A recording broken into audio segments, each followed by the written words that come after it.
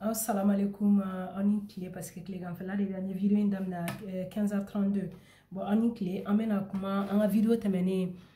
on a poche min glock, on t'a poche passeport. Nous vidéo il a là, bara benga compte TikTok sans faire, benga compte YouTube sans faire là. Et nya fa une prochaine vidéo mais na ala sona on ni ambe je ka fara nyoron kan ka poche italienne là. Poche italienne est jumé en bebado. Beba che fara muso ka bebe poche italienne do mena ira là. Ayanteni ku jini femina ni ne to ko poche italienne imaye. Ni ne poche italienne est-ce qu'on y bala? Yaye ni ne poche italienne poche mi me kata poche mu nga jinna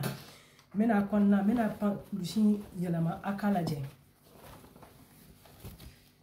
voilà ni ne po ima akonna ne fond de poche yaye ne fond de poche ni a jatemine ni poche konna la fond de poche la umata fo jusqu'en bas yaye ni yoro la ni mi flene men ni men be nya fawe na la sona mena ya abe bara chugumina voilà ni ne poche italienne maintenant 600 pour que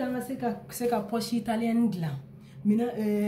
on se ka tracer déjà parce qu'il faut que se ka tracer amant gelene ko gelente ma essayer faire la pour que se ka ke kunno e bela jelema mais par contre mo se ka baraka ni baraka mina tibolo ba soro mina pour que ne ka se ka poche italienne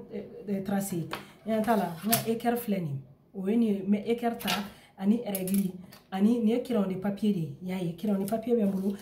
couture là ba fon mako pistolet ale be mo deme yoro mi forme bala ni kurbu bala ki deme ka se ka fa ma ya me exemple la ni fela nunu ya antani na antani forme ni la duguma min pistolet ne be ni régli ne be mo deme ko o lu tracer abena yemi na fin kon na yaye ciseau fene kan ga kambule ma ciseau fene be no ma matériel wura la règle ni nga marquer pour que ka se ka sebene afo ngune be nga patron la mana plastique de sans fela la ni mana ya be soro ali malla be soro apeyu bela parce que mana mindo aba da dugumala la na bena peinture ke ka dugumala protéger nay ni o manay mais voilà en ma robe jomina pour que ka se ka tracer lu ke o eni régli fla régli kelen ani équerre ani ciseau ani marqueur ani crayon de papier ani pistolet yayi ko gelen maintenant si ça pour ka se ka poche italienne tracer ne bena tracer amba tracer ñoo fa même ba tracer ni dimension mi ni nga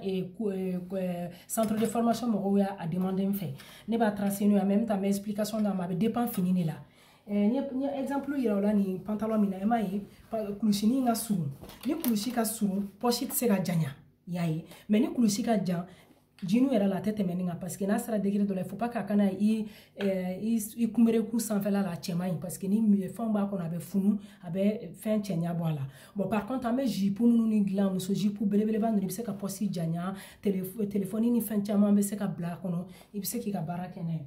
600 ne yani nga video ndamne nye poche tracé pour que nga se ka exemple ira la ayantani na même non bla kera fait mais na exemple ira ni do tracer kaba poche ni a tracé normalement ni abani do biseka abseka ke 4 pièces bulu ou bien tout dépend do be no be kwa poche glebta sur couture ben yoro la mais mena poche glam modèle mi yira la ne mi ye couture ta yoro la mais avec glancho kele mais c'est définition ba ke haute couture de la ya ou ba ke haute couture de la mais ko galante na nyata je do ngodo mo ni fimbe kalante ba ni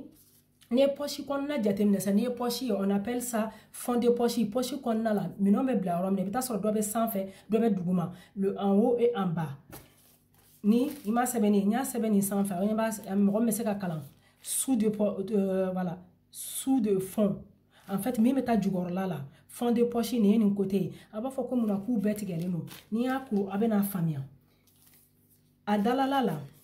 ni mi flene nya tige pièce là mais mbu ira la juste mba présenter la note on ne la ba kla ka bara be kenyo fi na da krafela la singa famiyati net ka bora ni yoro de la yayi e ma compléter li nyeni tige ka boni yoro de la mais mba da krafela la nyeni tige kumina nanye poche tigeli nanya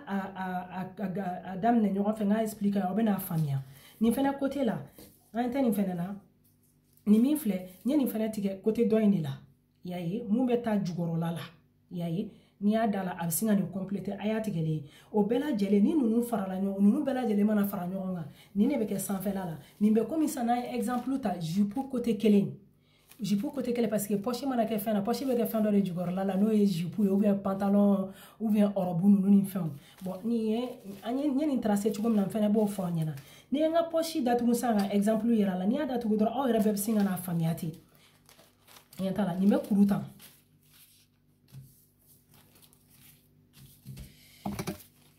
an tɛ nin na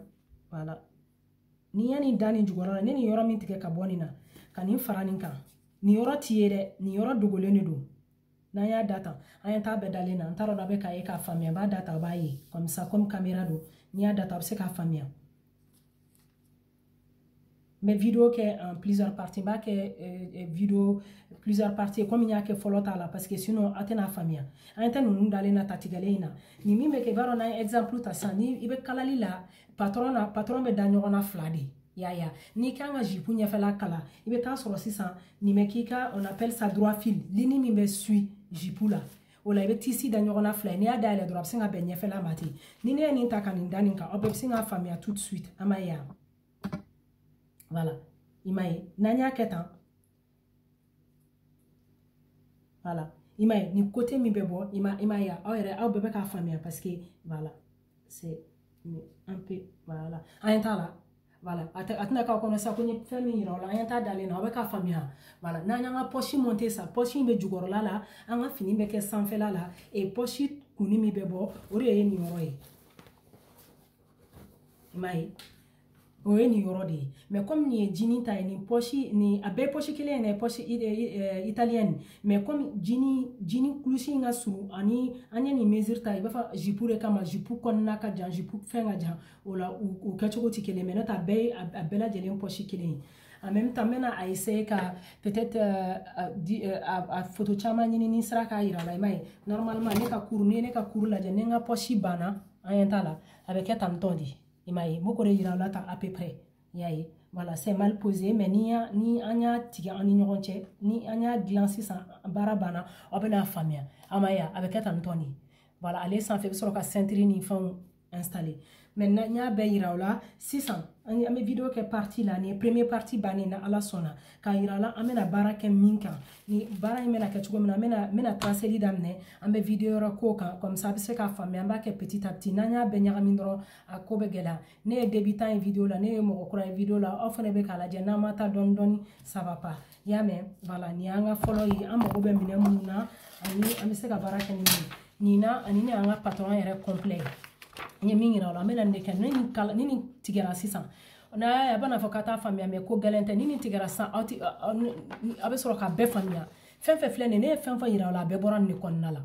a bɛɛ bɔra nin kɔnɔna la et pourtant n'i y'a tracer aw ɲɛna aw bɛna ye k'a sɔrɔ ko gɛlɛn tɛ du tout i y'a mɛn o la an b'o baara kɛ ɲɔgɔn fɛ o la a bɛ to ka segin vidéo kan ka se k'a lajɛ pour que a ka faamuyali sɔrɔ a la nin ye papier A4 ye papier A4 aw bɛ n'aw tagara diɲɛ fan o fan a bɛ yen n'i taara Mali la cybercaféw la u b'u ka impression ni fɛnw k'a kan i y'a ye a bɛ sɔrɔ hali sugu la n'i taara ka taa aramu kelen san u b'a fɔ paquet min bɛ feere dɔrɔn i bɛ se k'i ka baara kɛ n'a ye papier A4 a bɛ baara nɔgɔya mɔgɔw bolo aw salamu aleykum prochaine vidéo an bɛ traceli daminɛ a bɛ kɛ cogo min na merci